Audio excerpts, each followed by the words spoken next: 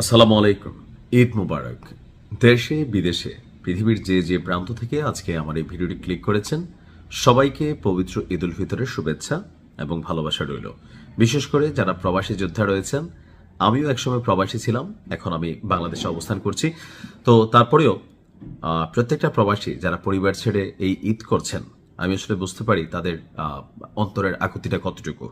তো যাই হোক, আল্লাহ সবাইকে ভালো রাখুক, সুস্থ রাখুক, ঈদ খুশির হোক। তবে ঈদের দিনে একটু খারাপ সংবাদ বাংলাদেশের জন্য, যারা আমরা বাংলাদেশের নাগরিক আছি। তবে এই খারাপ সংবাদটার পেছনে একটা কারণ হচ্ছে ইরান। এখন আমরা যদি বিশ্লেষণ করি, ইরান কি নিজে নিজে এই ঘটনাগুলো ঘটাইছে নাকি ইরানকে বাধ্য করা হয়েছে? বাস্তবতা হচ্ছে ইরানকে বাধ্য করা হয়েছে। ইরান নিজেদের পয়সা দিয়া তারা সামরিক খাতে, প্রযুক্তি খাতে, মহাকাশ খাতে, পারমাণবিক খাতে নিজেদেরকে ডেভেলপ করছে, যেমন পৃথিবীর অন্যান্য শক্তিশালী 10টা দেশ করে। তবে যেহেতু এটা ইসলামিক রাষ্ট্র, সো এখানে সমস্যা হচ্ছে পশ্চিমাদের সমস্যা। এমনকি মধ্যপ্রাচ্যে পশ্চিমাদের যে সকল দেশে নিজস্ব ঘাঁটি আছে, গুটিবাজ আছে, রাষ্ট্রগুলো তারা নিজেরা। তো এর মধ্যে একটা রাষ্ট্র হচ্ছে কাতার।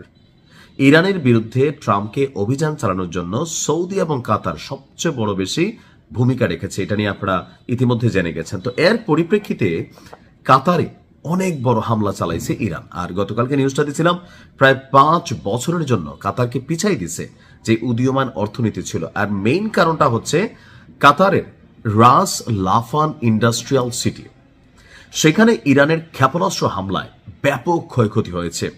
আর এতে পাকিস্তান, বাংলাদেশ এবং ভারত ততটা বেশি ধাক্কায় পড়বে না, তাদের নিজস্ব ইন্টারনাল সোর্স আছে। বাট বাংলাদেশ এবং পাকিস্তান, এই দুই দেশ খুব শীঘ্রই বিদ্যুৎ বিভ্রাট এবং শিল্প কারখানায় উৎপাদিত হওয়া পণ্যে বিশেষ বড় ধাক্কা খাবে। ইতিমধ্যে বাংলাদেশে বিদ্যুৎ বিভ্রাট শুরু হয়ে গেছে। এখন কেন?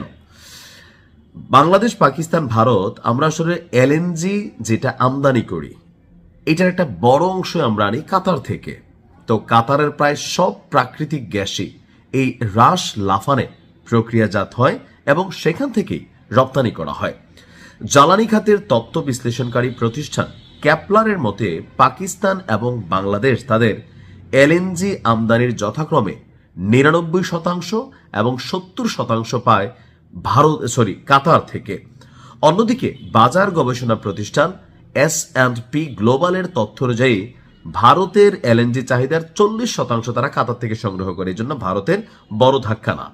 তো ইরান যুদ্ধ শুরু হওয়ার পরে এই প্রথম কাতারে যত বড় ইরান ক্ষেপণাস্ত্র হামলা চালাইলো, এতে আপনার এই ধাক্কাটা এটা আমাদের মতন রাষ্ট্রগুলোকে ঝামেলায় ফেলতে যাচ্ছে।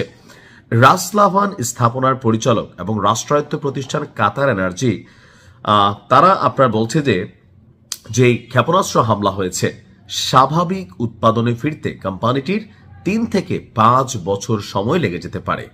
আর পাকিস্তান এবং বাংলাদেশ উভয়েরই নিজস্ব এলএনজি মজুদ সীমিত, যা দিয়ে পুরো রাষ্ট্র ব্যবস্থা মাত্র 1 বা 2 সপ্তাহ চলতে পারে। ফলে সরবরাহ বিঘ্নিত হওয়ার ধাক্কায় বাংলাদেশ এবং পাকিস্তান রয়েছে।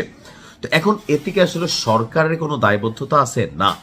বাট যেহেতু এই মুহূর্তে সরকার, রাষ্ট্র ক্ষমতায় বিএনপি, এটা একটা ধাক্কা বিএনপির উপর দিয়ে যাবে। ইতিমধ্যে পাম্পগুলোতে গেলে 200 টাকা, 1000 টাকা, এর বেশি কিন্তু আপনার তেল দিচ্ছে না। এটা এখনো কিন্তু স্বাভাবিক। বাংলাদেশ, সিঙ্গাপুর এবং বিভিন্ন দেশ থেকে হিউজ পরিমাণ টাকা দিয়া সরকার এলএনজি কিন্তু কিনছে।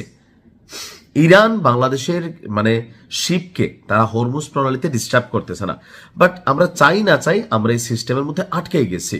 তো এখন বাংলাদেশ সরকার বিকল্প ব্যবস্থা খুঁজছে। যদিও সরকার বলছে তেমন কোনো ধাক্কা পোহাতে হবে না, আমরা জাস্ট হচ্ছে একটু নিজেরা একটু সচেতন হইতে হবে, একটু মিতব্যয়ী হইতে হবে।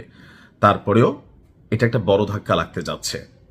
এখন এই ধাক্কার জন্য রাষ্ট্র কিভাবে বিকল্প ব্যবস্থা নেবে, অথবা মাত্র সরকার একটা হানিমুন পিরিয়ড চলছে এই সরকারের, তো এই মুহূর্তে সেই ধাক্কাটা আসলে কিন্তু একটা বড় ধরনের প্রতিক্রিয়া তৈরি করবে।